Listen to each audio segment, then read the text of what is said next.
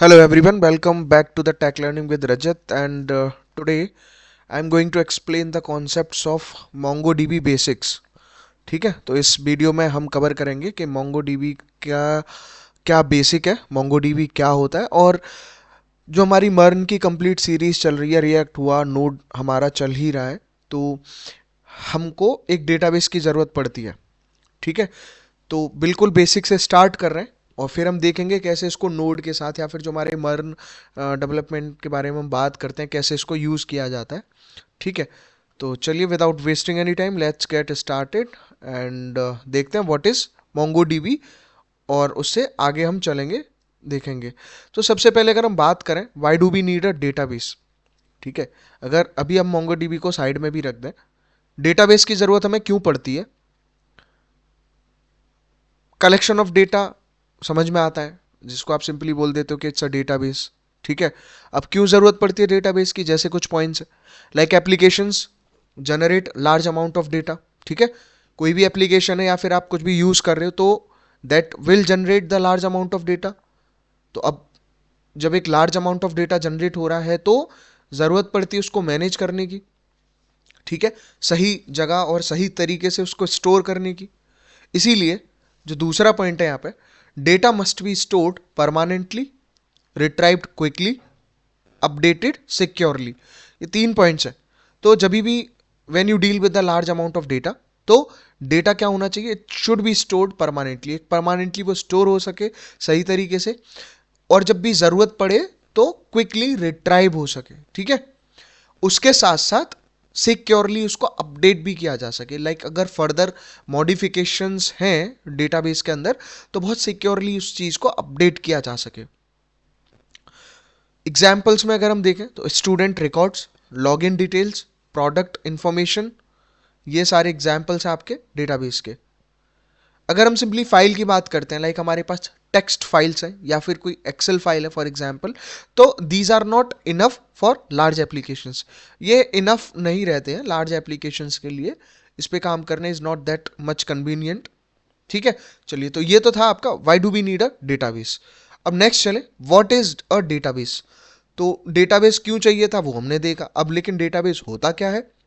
तो सिंपली अगर हम देखें तो database is an organised collection of a data that allows, मतलब एक डेट कलेक्शन ऑफ डेटा तो है ही, लेकिन एक ऑर्गेनाइज्ड कलेक्शन ऑफ डेटा है जो क्या क्या अलाउ करता है? फास्ट सर्चिंग एंड रिट्रीवल, जिसके अंदर आप क्या कर सकें? अच्छे से फास्ट सर्चिंग कर सकें और रिट्राइव कर सकें। Easy updating and modification, modification और उसका जो अपडेशन है वो काफ़ी इजी रहे। उसके साथ साथ secure storage of information, information का जो स्टोरेज है वो सिक्योर रहे, वो सिक्योर रहना ज़रूरी है। फिर आता है multi user access and management, मतलब मल्टीपल यूज़र उसे एक्सेस कर सकें और उसको मैनेज किया जा सके। ये इस तरह से आप डेटाबेस को डिफाइन कर सकते हो। And if you talk about the real world examples, तो रियल वर्ल्ड एग्जाम्पल्स में लाइक आपका बैंक का सिस्टम, कॉलेज के पोर्टल्स, ई कॉमर्स वेबसाइट्स, ये सब आपके रियल वर्ल्ड एग्जाम्पल्स हैं डेटाबेस से रिलेटेड। ठीक, अब अगर हम बात करें तो फिर आता आपका मेन टाइप्स ऑफ डेटाबेसेस। क्या क्या मेन टाइप के होते हैं? तो जनरली आप इनको दो कैटेगरी में डिवाइड कर सकते हो। एक आप कर सकते हो इसको एसक्यूएल डेटाबेसेस। एसक्यूएल डेटाबेसेस को रिलेशनल डेटाबेसेस भी बोल दिया जाता है, और नो एसक्यूएल डेटाबेसेस को नॉन रिलेशनल डेटाबेस भी बोल देते हैं। ठीक है, एसक्यूएल भी बोलते हैं, सीक्वल भी बोलते हैं, आप जैसे कंफर्टेबल है।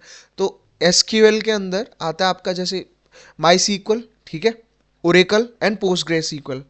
तो ये तीन एग्जाम्पल्स हैं आपके एसक्यूएल या सीक्वल डेटाबेस के।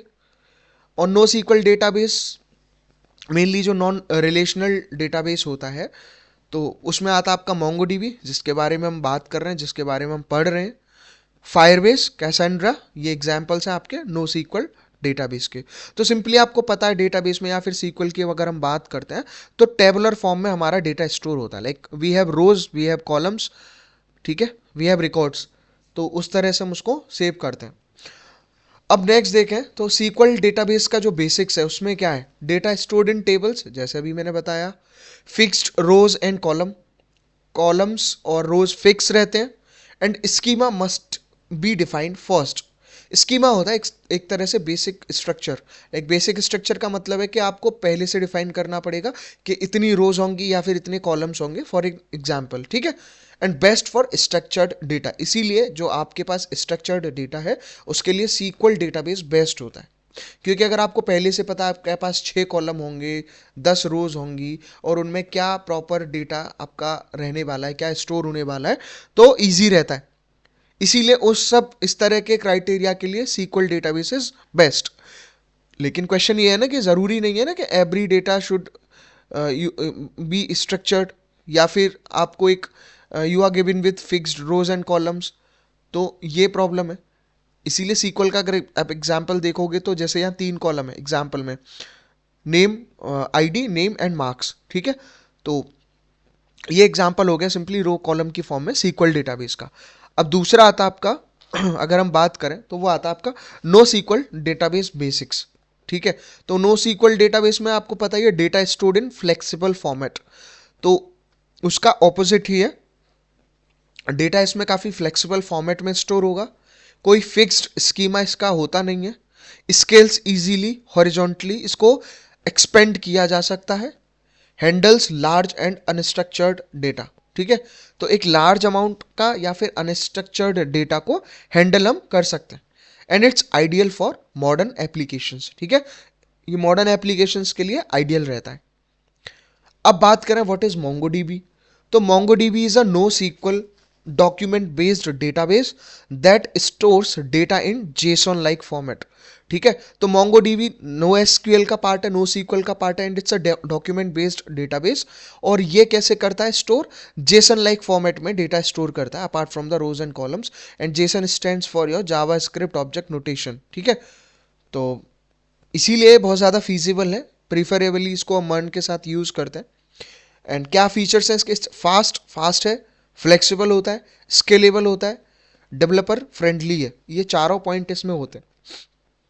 इसके अलावा अगर आप मोंगोडीबी डेटा स्ट्रक्चर की बात करते हो तो डेटाबेस, उससे कलेक्शंस और उससे बना आपका डॉक्यूमेंट यानी कि जेसन लाइक फॉर्मेट, ठीक है। तो ये आप डायग्राम से इजीली इसको समझ सकते हो मोंगोडीबी का डेटा स्ट्रक्चर, ठीक।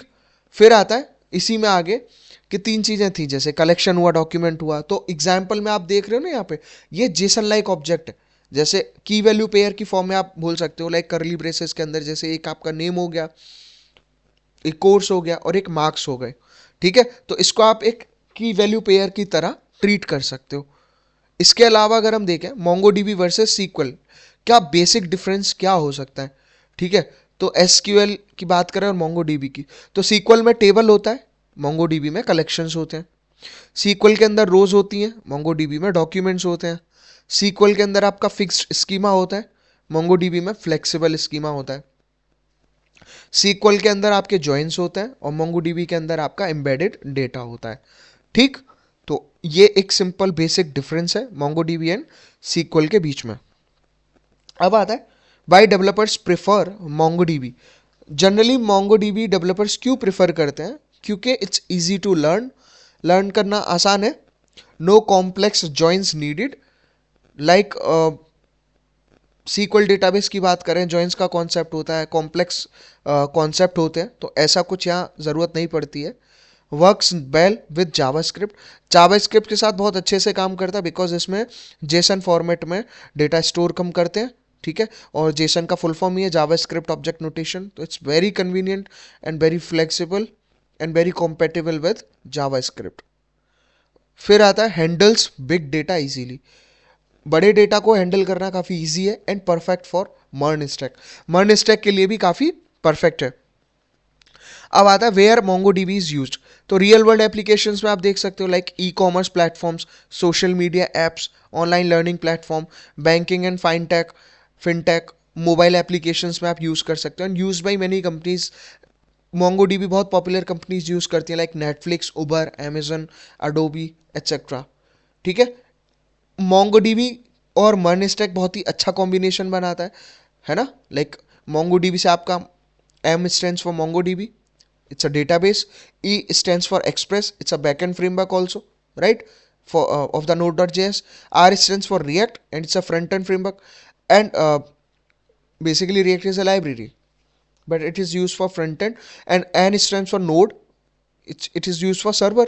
तो सिंपल कॉन्सेप्ट है. अगर हम एडवांटेजेस की बात करते हैं तो स्कीमा लेस स्ट्रक्चर है, यानी कि डेटा फ्लेक्सिबल रहता है. हाई परफॉर्मेंस है, यानी कि फास्टर क्वेरीज है. इजी स्केलिंग मतलब हॉरिजॉन्टल स्केलिंग, यानी इसको एक्सपेंड किया जा सकता है. क्लाउड सपोर्ट अवेलेबल है, मोंगोडीबी एटलस हमारे पास होता है, जो हम अभी आगे अच्छे से कवर करेंगे. वर्क्स विद मॉडर्न एप्स, यानी कि जावास्क्रिप्ट फ्रेंडली है, मॉडर्न एप्स के साथ अच्छे से काम करता है. अगर हम लिमिटेशंस की बात करते हैं तो लिमिटेशंस में क्या आता है कि not ideal for complex transactions. Complex transactions के लिए it's not an ideal database. Joins are limited compare to SQL. SQL में जॉइंस ज़्यादा होते हैं compare to MongoDB. And requires good schema planning, इसके लिए भी एक अच्छी स्कीमा प्लानिंग की ज़रूरत पड़ती है. और memory uses can be high, memory uses high हो सकते हैं. अब आता है who should learn MongoDB. MongoDB किसके लिए बेस्ट है, किसको सीखना चाहिए. कंप्यूटर साइंस स्टूडेंट, आप अगर मर्न स्टैक डेवलपर्स हो, लर्नर्स हो, बैक एंड डेवलपर हो, या फिर आप फाइनल ईयर प्रोजेक्ट क्लियर करना चाहते हो एज अ स्टूडेंट, या फिर यू आर अ फ्रेशर और अ जॉब सीकर, तो आपके लिए मोंगोडीबी सीखना इज अ बेस्ट ऑप्शन.